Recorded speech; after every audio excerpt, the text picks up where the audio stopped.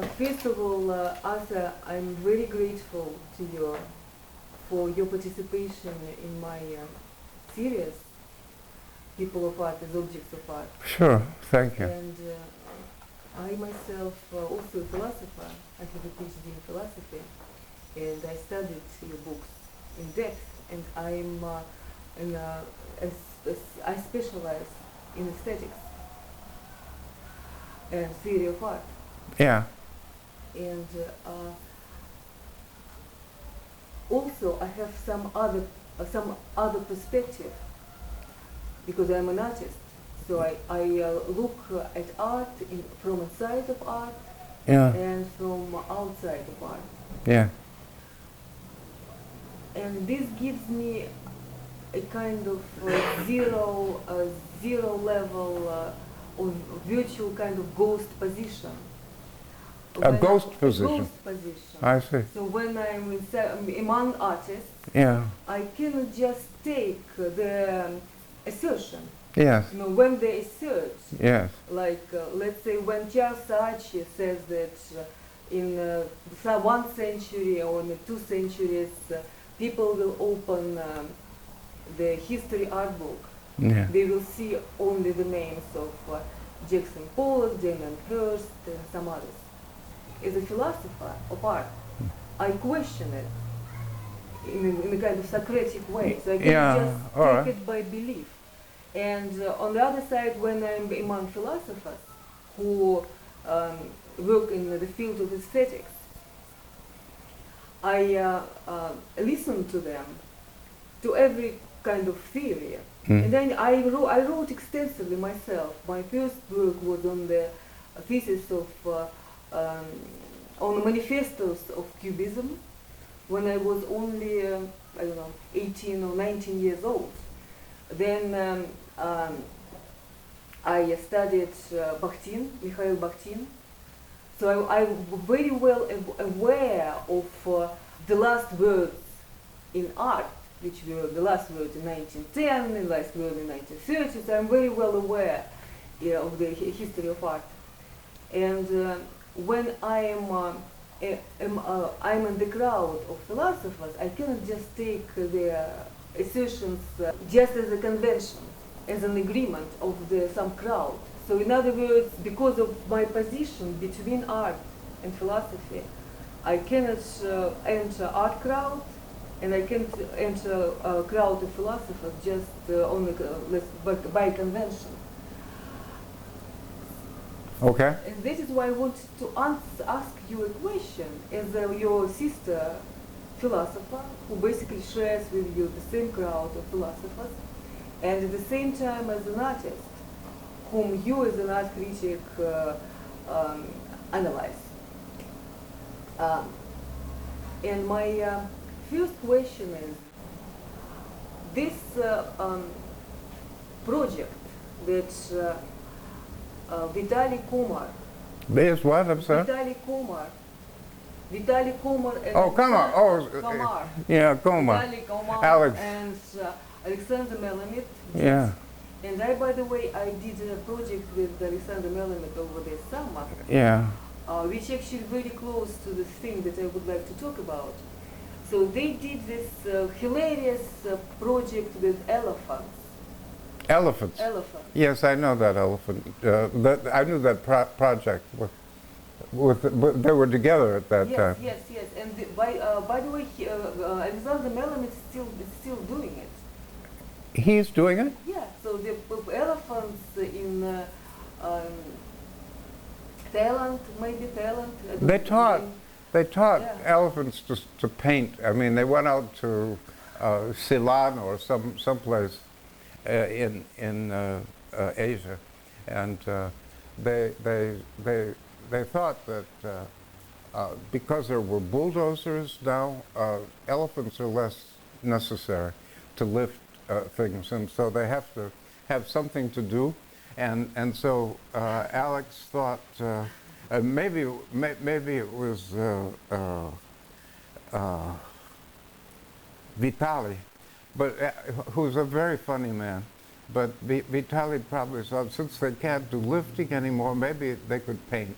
and so we'll teach the elephants to paint, and that way they have a livelihood, and they won't, as it were, cut them up into elephant shops.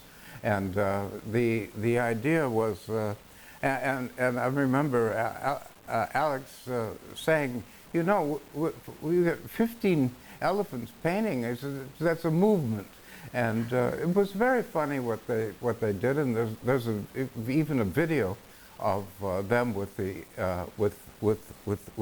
elephant. But that was the end of it. I think after that, Alex became God, so he couldn't be bothered by questions like that. I think no, he's still continuing it. It continued to be so my question is, what do you think? Can we accept elephants into art crowd? Do I think that? No. No? No, I think probably that those are, well, it's an interesting question in the sense that well, there are a lot of other things one has to decide. But the elephant is, one doesn't know what an elephant's thoughts are, what the elephant is exactly thinking. And I think if the artwork, if it doesn't have thought, it's not really art. There's a passage in Hegel which I like a lot. When Hegel says, right at the beginning of his book, his lectures on aesthetics, he says that I'm not interested in nature. I'm only interested in art when I talk about beauty, or well, mostly beauty was the issue. And he says it comes because artistic beauty is born of the spirit. Der Geist geboren und wiedergeboren. It comes from the spirit, and it's born from the spirit and reborn. And that notion is very beautiful to me, and I don't know how to think about how an elephant thinks, and that seems to me to I doubt very much they even have a concept of art, but they can move their trunks around and lift things, and maybe even do it with grace, and maybe they could do a dance of the elephant trunks, and that would be really quite charming. But for the most part, you wouldn't know that it has the kinds of thoughts that an artist needs to do something. And you've got to try to, wiedergeboren would mean, the meaning gets reborn in the viewer who thinks what the artist thinks, or tries to. So that's the way I would feel. You could teach an elephant how to paint, but you can't teach him aesthetics. You can't teach him philosophy. Thank you. But I have then another question. But let's say something happens with this huge box of paintings that are coming from Asia with this elephant paintings, and it got stolen, and somebody stole it and opened the box and saw these beautiful paintings. And they don't know that they're done by elephants. And they look exactly as the, paintings of abstract expressionism. And then they bring these paintings to the gallery, and something happens. So we are philosophers. We know that we work with hypothetical situations. Yeah. So he brings to the gallery, and it happens that the paintings look exactly as the paintings of some famous abstract expressionists. Well, I think probably you would say it looks like it was painted by Franz Klein, but it was an elephant. I mean, it's surprising that it looks the same, but if you paint the way Franz Klein did, it's possible for that to happen. It's unlikely that what the elephants do look like the ceiling of the Sistine Chapel. They say, "Oh my God, it looks exactly like Michelangelo." You say, "No, that's not possible." I have another question, and my other question is about other famous, important trend in art, pop art. Yeah. Precisely about the Brillo box. It looks like the Brillo box acquired its place in art via art crowd, via the discourse. So this discourse within the art crowd gave this Brillo box the status of a piece of art.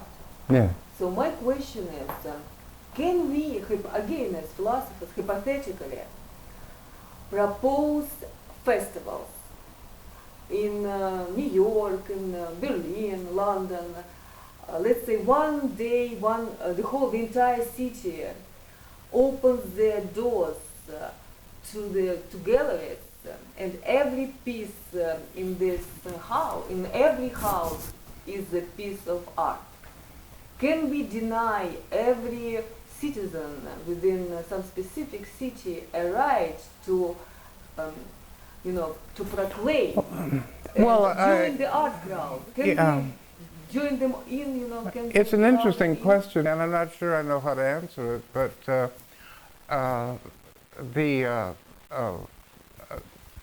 take a real example. I mean, Duchamp in 1915 bought a snow shovel on Columbus Avenue, and he called it a ready-made. He gave it a title. It says "In Advance of the Broken Arm," and so forth. What's to prevent somebody else in another country to do that? And I think the first thing people would say is that he must have known about Duchamp. The idea of the ready-made had never been enunciated by anybody except Duchamp, and he had a definite reason for picking the snow shovel. If you ask him what's interesting about it, Duchamp would say its lack of beauty.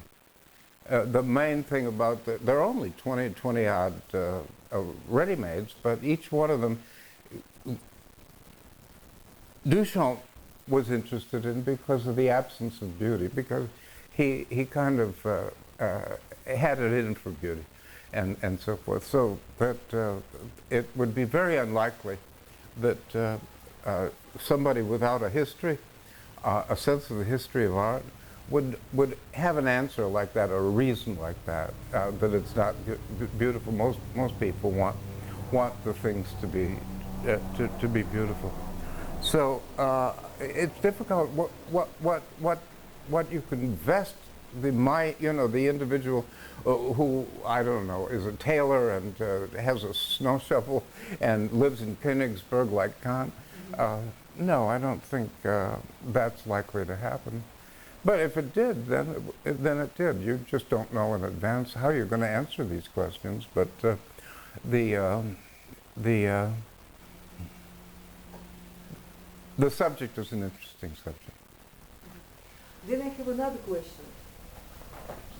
So it looks, from your answer, it looks that art should be unique. So you said that we can deny everybody joining in.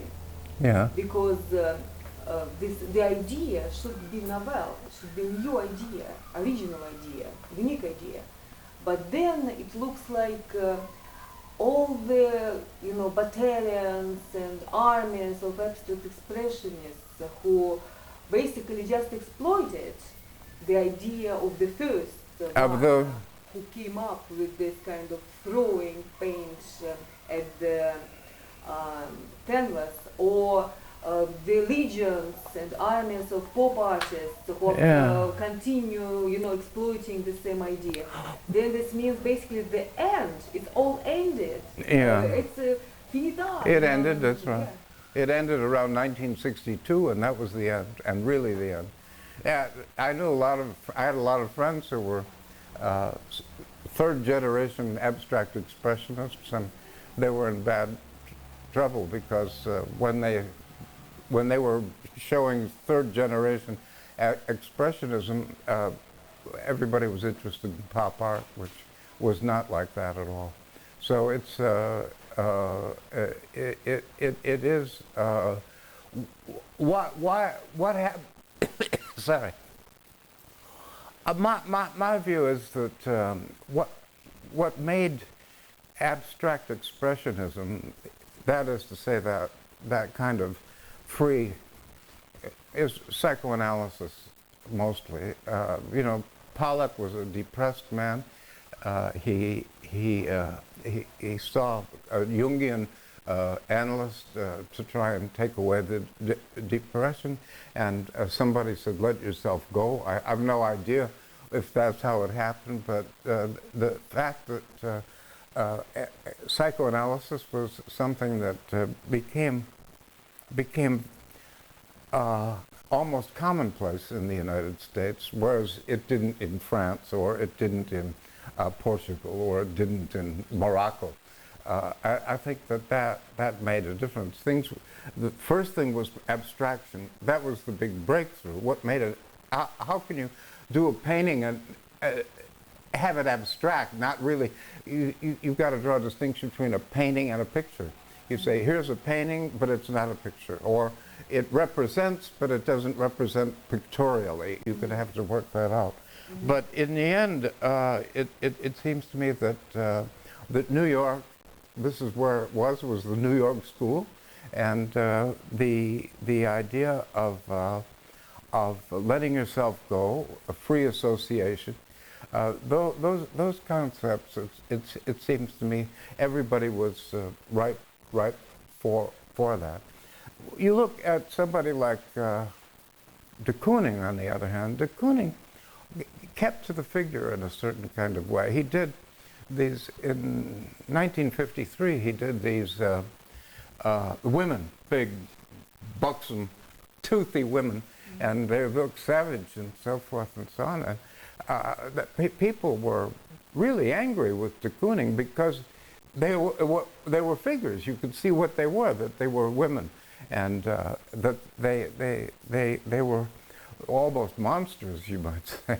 But the fact is that you could respond to them the way you would respond to a picture of a monster. And everybody said you should be abstract, you shouldn't be like that, and so forth. But de Kooning went the way he went. And then I have the last question. The last question. Okay. So it seems that abstract expressionism is over. It seems that pop art is over as well, because the idea is not original anymore. Mm. And then we have a movement, young British art. Who? Young British art. Young British artists. Yes. Yes. Which kind of Yeah. the development, kind of branch of. Yeah. I wouldn't call it pop art, but it's.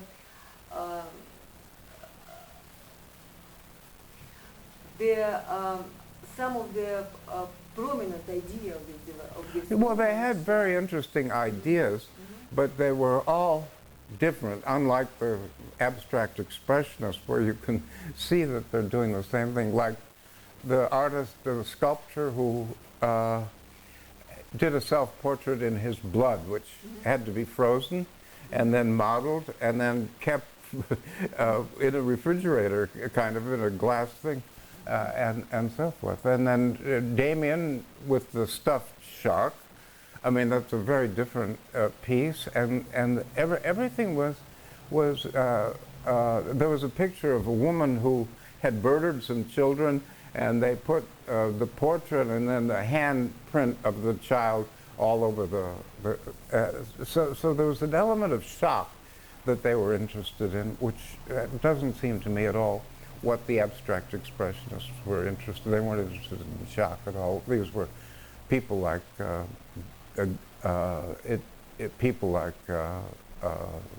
Barney Newman, and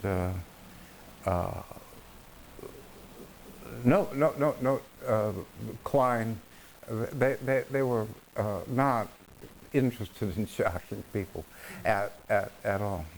So I'm not exactly sure, but I think that the young British YBA, as they say, I mean, I thought it was an interesting movement. It was a movement. It was sort of the last movement that was over with. When that was over with, movements were over with for the most part. And except for people who had the kind of imagination that Damien had, then they're not.